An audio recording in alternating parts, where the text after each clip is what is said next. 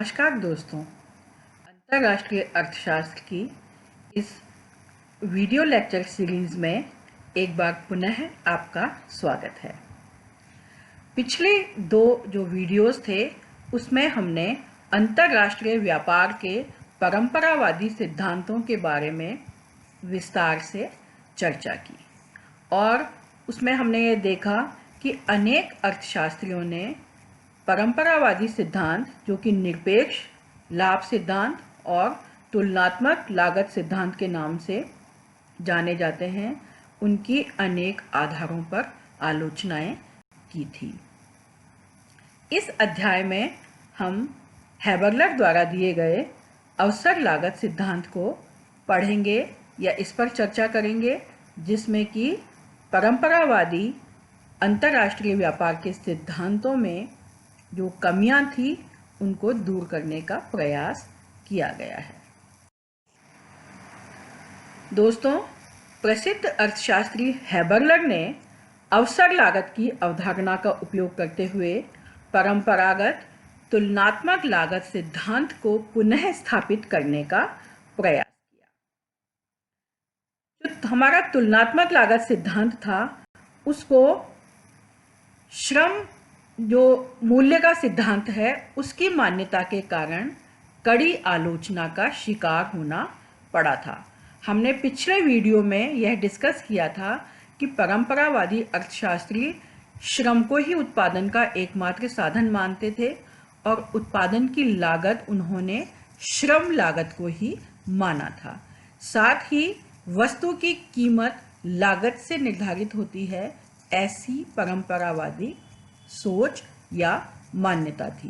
तो इस प्रकार से परंपरावादी अर्थशास्त्रियों का विश्वास है कि वस्तु की जो कीमत है वह उसकी श्रम लागत ही होती है, लेकिन अधिकांश अर्थशास्त्री इस मत से सहमत नहीं थे और इस कारण जो परंपरावादी अर्थशास्त्र है उसको कड़ी आलोचना का शिकार होना पड़ा था। आलोचकों का यह मानना था कि श्रम के साथ भूमि व पूंजी का भी योगदान उत्पादन में होता है, इसलिए उत्पादन लागत में केवल श्रम लागत ही नहीं बल्कि अन्य लागतें भी शामिल होती हैं। इसी प्रकार वस्तु की कीमत केवल लागत से ही नहीं, मांग की भी इसमें महत्वपूर्ण भूमिका है। इसी प्रकार जो दूसरी प्रमुख आलोचना परंपरावादी अर्थशास्त्र की जाती है वो यह है कि परंपरावादी अर्थशास्त्रियों ने पैमाने के स्थिर प्रतिफल की मान्यता अपने सिद्धांत में ली थी। यदि उत्पादन के साधन दो या दो से अधिक हैं तो परिवर्तनशील अनुपातों का जो नियम है, लॉ ऑफ वेरिएबल प्रोपोर्शन, वह काम करता है और उत्पादन में स्थिर प्रतिफल के साथ साथ वृद्धिशील और ह्रासमान प्रतिफल की स्थिति भी देखने को मिलती है। बल्कि हम यूं कहें कि कोई उत्पादन इकाई या फर्म जब स्थापित हो जाती है तो लॉन्ग रन में पैमाने के ह्रासमान प्रतिफल ही उस फर्म को प्राप्त होते हैं। इन सभी आलोचनाओं का निराकरण करते हुए हैबरलर ने वर्ष 1937 में प्रकाशित अपनी प्रसिद्ध पुस्तक the theory of international trade में श्रम लागत के स्थान पर अवसर लागत की अवधारणा का उपयोग किया। हैबरलर के अनुसार दो देशों के मध्य वस्तुओं में अवसर लागत का अंतर ही अंतर्राष्ट्रीय व्यापार का प्रमुख कारण है। हैबरलर का सिद्धांत परंपरावादी सिद्धांत के समान ही कुछ मान्यताओं पर आधारित है। इन्होंने अपने मॉडल में दो देश, दो वस्तुएं तथा दो साधन का उदाहरण लिया है। इस सिद्धांत में उत्पादन की लागत अवसर लागत में मापी जाती है, अर्थात वस्तु की उत्पादन लागत उस वस्तु के उत्पादन की सीमांत लागत के समान होती है।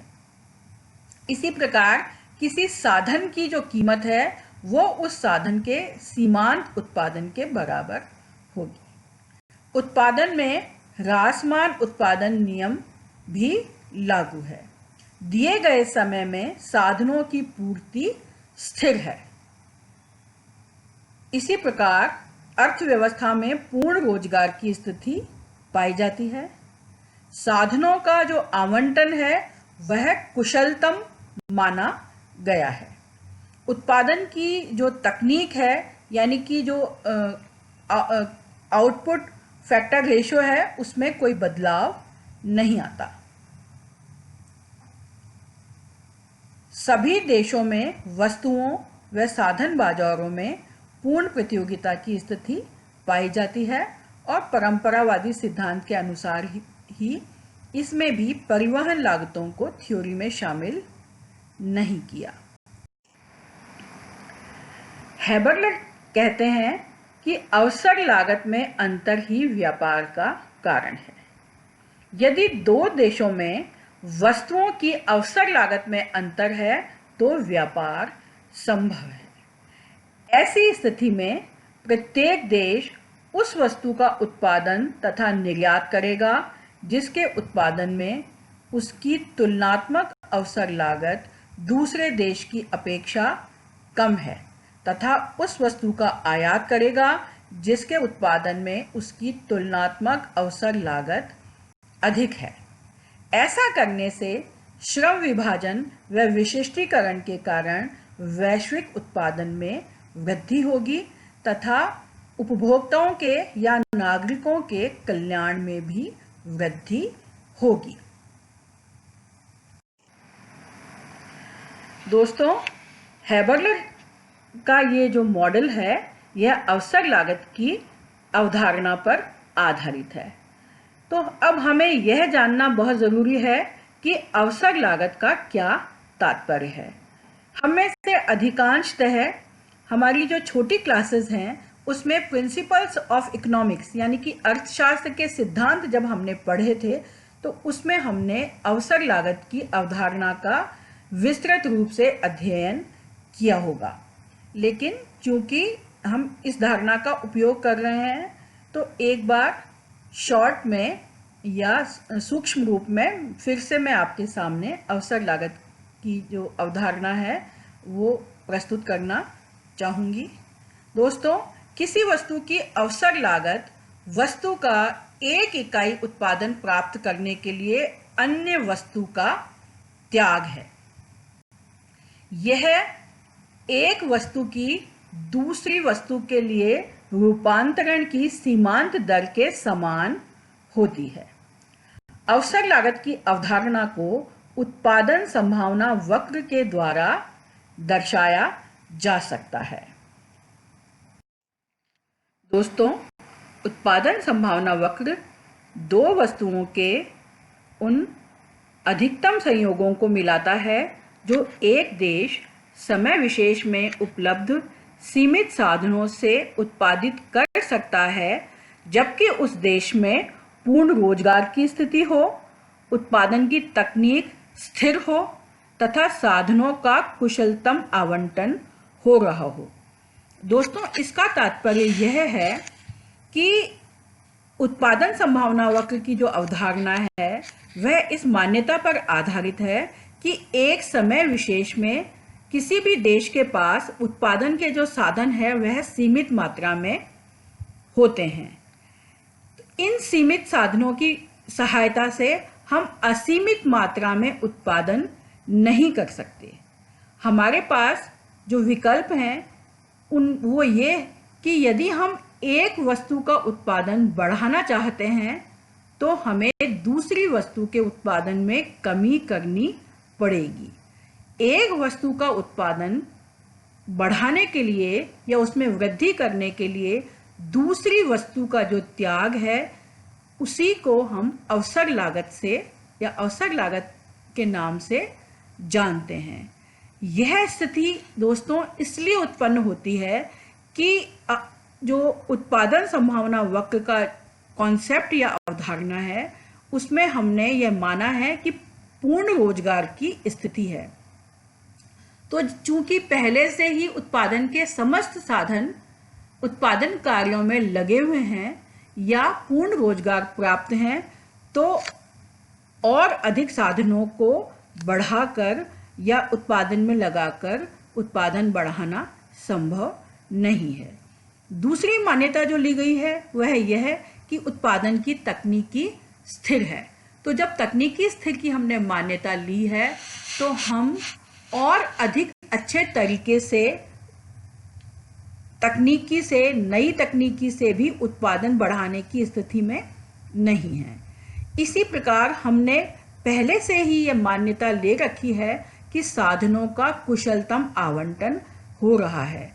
साधनों का आवंटन कुशलतम है, इसका तात्पर्य यह है कि इन्हें पुनः आवंटित करके उत्पादन में और वृद्धि करना संभव नहीं है। तो दोस्तों, ये जो तीनों मान्यताएं हैं, पूर्ण रोजगार, स्थिर तकनीकी तथा साधनों का कुशलतम आवंटन, ये जो तीनों मान्यताएं हैं यह इस तथ्य के लिए हैं कि उस अर्थव्यवस्था में समय विशेष पर और उत्पादन बढ़ाना संभव नहीं है जबकि साधनों की उपलब्धि उस देश में नहीं बढ़ जाए या साधनों की पूर्ति में वृद्धि नहीं हो।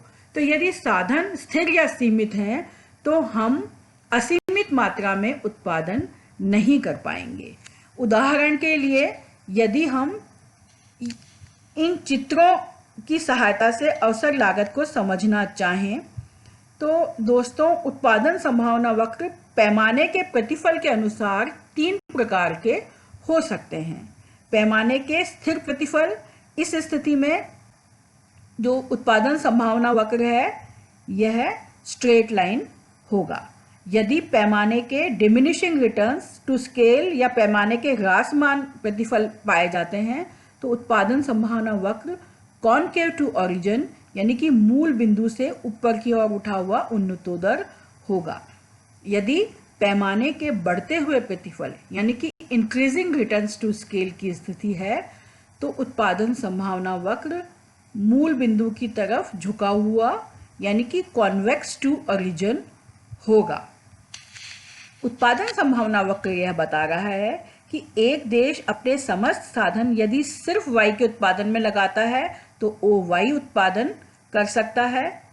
यदि अपने समस्त साधन X वस्तु के उत्पादन में लगाता है तो OX मात्रा में उत्पादन कर सकता है, या इस रेखा पर या इन कर्व्स पर किसी भी अन्य बिंदु को चुन सकता है अपनी मांग के अनुसार।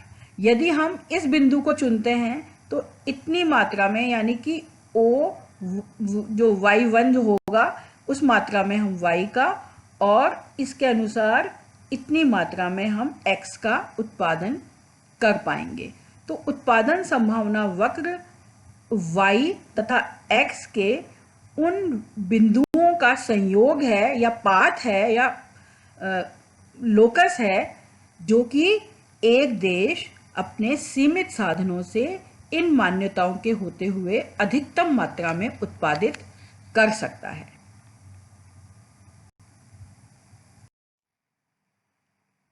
दोस्तों, अब हम इस चार्ट के माध्यम से हैबर्लर के अवसर लागत सिद्धांत के अंतर्गत व्यापार की जो स्थिति है उसको पैमाने के स्थिर प्रतिफल नियम के अंतर्गत समझने की कोशिश करते हैं। इस चार्ट में दोस्तों हमने 2 वस्तुएं ली हैं। कपड़े को हमने Y अक्ष पर तथा वाइन को हमने X अक्ष पर मापा है। 2 देश इसमें हैं यूके तथा पुर्तगाल। यूके का उत्पादन संभावना यह येलो कलर की C1W1 रेखा है, जबकि पुर्तगाल का उत्पादन संभावना वक्र C2W2 रेखा है। चूंकि पैमाने के स्थिर प्रतिफल हैं, उत्पादन संभावना वक्र दोनों देशों के स्ट्रेट लाइन है। दोस्तों, यदि यूके अपने समस्त साधन क्लॉथ के उत्पादन में लगाता है तो वह अधिकतम मात्रा में OC1 मात्रा में कपड़े का उत्पादन कर सकता है। इसी प्रकार से यूके अपने समस्त साधन वाइन के उत्पादन में लगा देता है तो वह अधिकतम मात्रा में OW1 मात्रा में वाइन का उत्पादन कर सकता है। जबकि पुर्तगाल यदि अपने समस्त साधन कपड़े के उत्पादन पर लगाए तो वह OC2 मात्रा में कपड़े का उत्पादन तथा अपने समस्त साधन यदि वाइन में लगाता है तो OW1 मात्रा में वाइन का उत्पादन कर सकता है। दोस्तों, P1, P2 कीमत रेखा है, अंतर्राष्ट्रीय कीमत रेखा, जो कि दोनों देशों के उत्पादन संभावना वक्र के मध्य कहीं होगी। E1 यूके का तथा E2 पुर्तगाल का उपभोग का संतुलन बिंदु है। यहाँ पर E1 बिंदु पर यूके का सामुदायिक जो तटस्थता वक्र है CIC1, सामुदायिक तटस्थता वक्र CIC1 E1 बिंदु पर अंतर्राष्ट्रीय कीमत रेखा को स्पर्श कर रहा है तथा E2 बिंदु पर पुर्तगाल का कम्युनिटी इंडिफरेंस कर्व CIC2 अंतर्राष्ट्रीय कीमत रेखा को स्पर्श कर रहा है। तो यह उपभोग के क्षेत्र में दोनों देशों का E1 यूके का तथा E2 पुर्तगाल का उपभोग का बिंदु है और उत्पादन के क्षेत्र में यूके का उत्पादन बिंदु OC1 तथा पुर्तगाल का उत्पादन बिंदु OW2 इस चार्ट में होगा।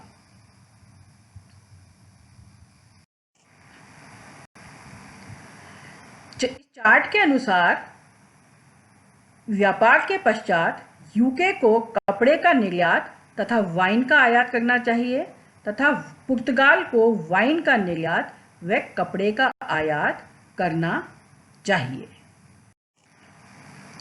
दोस्तों, इस दूसरे चार्ट में हम पैमाने के ह्रासमान प्रतिफल यानी कि लॉ ऑफ डिमिनिशिंग रिटर्न्स या डिमिनिशिंग रिटर्न्स टू स्केल की स्थिति में अवसर लागत सिद्धांत के अंतर्गत अंतर्राष्ट्रीय व्यापार में दो देशों की व्यापार की संरचना और दिशा का अध्ययन कर सकते हैं। चूंकि पैमाने के ह्रासमान प्रतिफल हैं तो दोनों देशों के जो उत्पादन संभावना वक्र हैं वह कॉनकेव टू ओरिजिन यानी मूल बिंदु से ऊपर उठे हुए हैं।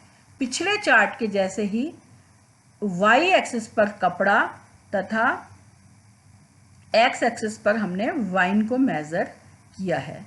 C1 W1 यूके का तथा C2 W2 पुर्तगाल का उत्पादन संभावना वक्र है।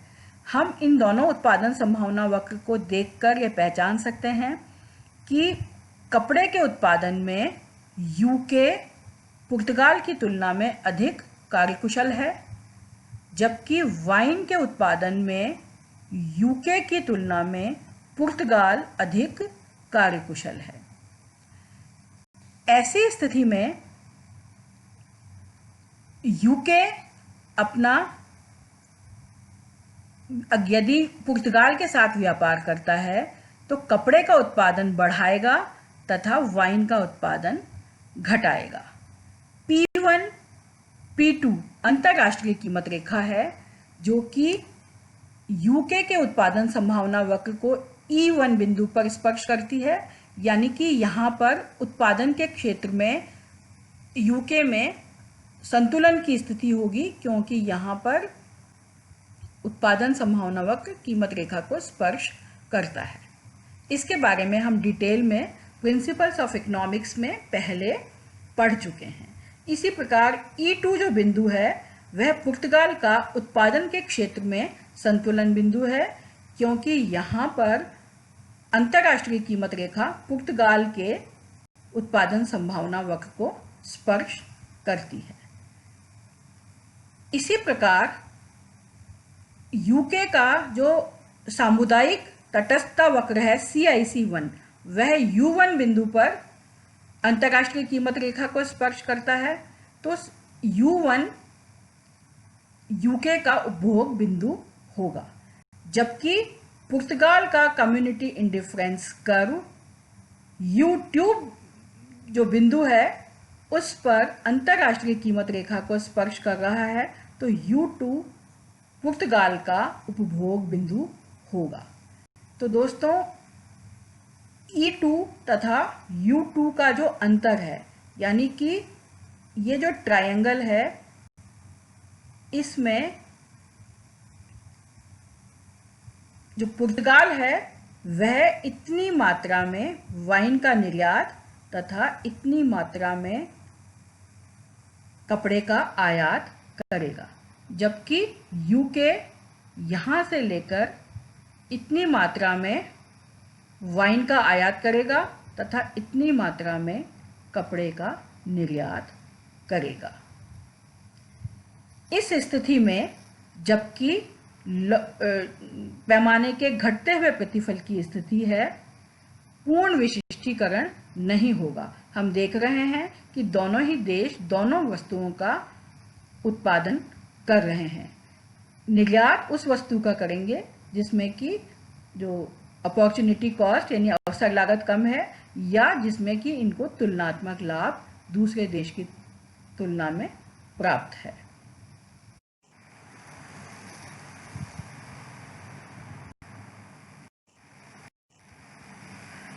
चार्ट 3 में दोस्तों पैमाने के बढ़ते हुए प्रतिफल की स्थिति में हम अवसर लागत सिद्धांत को समझ सकते हैं।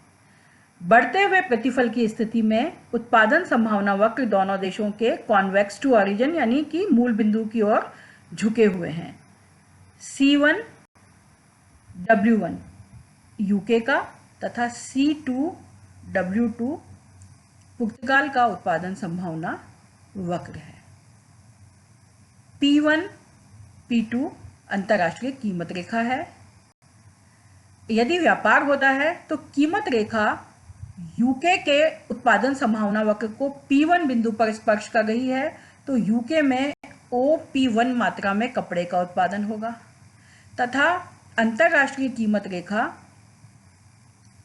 पुर्तगाल के उत्पादन संभावना वक्र को OW2 मात्रा में स्पर्श कर रही है, या OW2 बिंदु पर स्पर्श कर रही है, तो पुर्तगाल में OW2 वाइन का उत्पादन होगा। यह फिर से कॉर्नर सॉल्यूशन की स्थिति है, यानी कि दोनों देशों में कंप्लीट स्पेशलाइजेशन पूर्ण विशिष्टीकरण होगा, यानी कि यूके सिर्फ कपड़े का तथा पुर्तगाल सिर्फ वाइन का उत्पादन करेगा।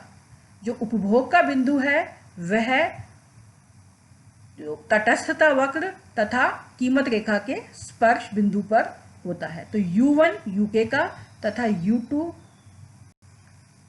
पुर्तगाल का उपभोग का बिंदु है। दोस्तों हम देख रहे हैं कि इस स्थिति में दोनों ही देशों का जो उपभोग बिंदु है U1 और U2, यह इन देशों की उत्पादन संभावना सीमा से ऊपर है, अर्थात अंतर्राष्ट्रीय व्यापार के कारण दोनों देशों के उपभोक्ता अपनी उत्पादन संभावना से अधिक उपभोग करने में सक्षम हैं। ऐसा केवल अंतर्राष्ट्रीय व्यापार के द्वारा ही प्राप्त किया जा सकता है।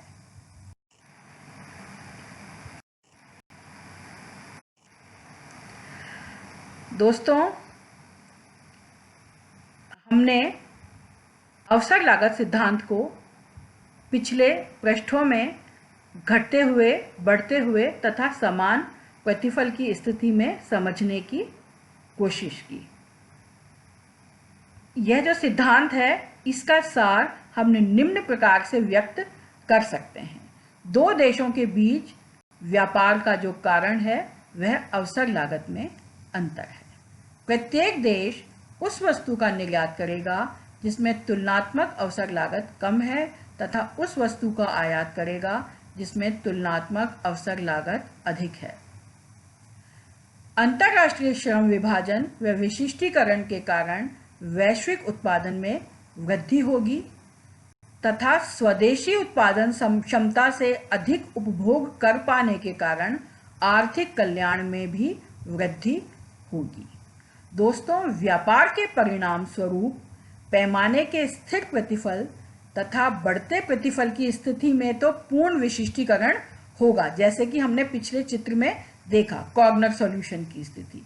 लेकिन पैमाने के घटते हुए प्रतिफल की स्थिति में अपूर्ण विशिष्टीकरण होगा, यानी कि दोनों ही देश दोनों वस्तुओं का उत्पादन करेंगे, लेकिन निर्यात उस वस्तु का करेंगे जिसमें कि तुलनात्मक रूप से अवसर लागत कम है।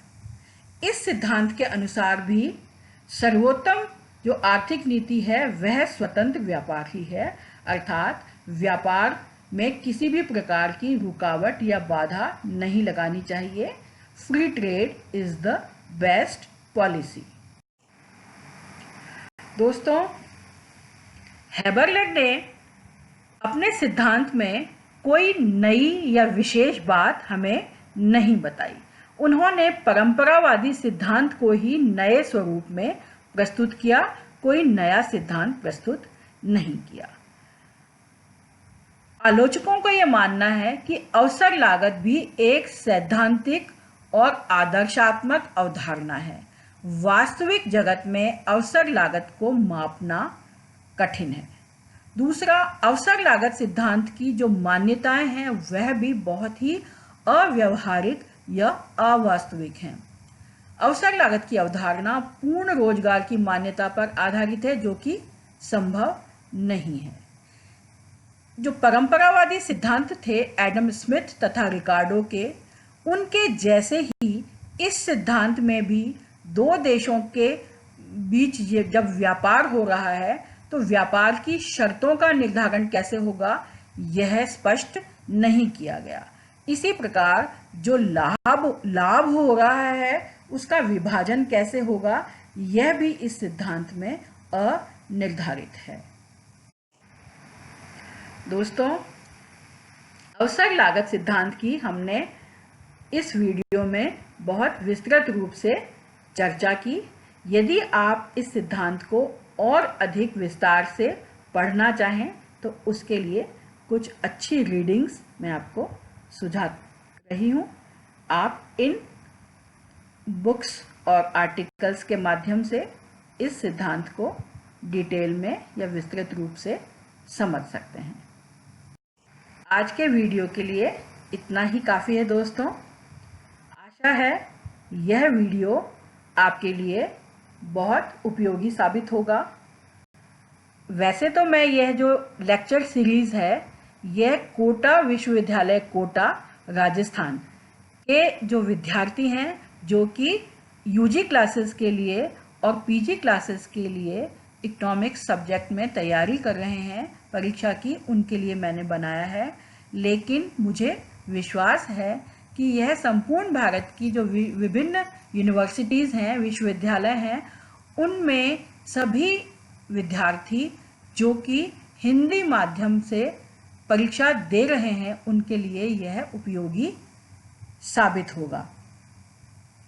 अगले अध्याय में या अगले वीडियो में हम अंतर्राष्ट्रीय व्यापार के सिद्धांतों की ही अगली कड़ी हेक्सर-ओहलिन सिद्धांत या आधुनिक सिद्धांत के साथ फिर मिलेंगे। तब तक के लिए धन्यवाद दोस्तों।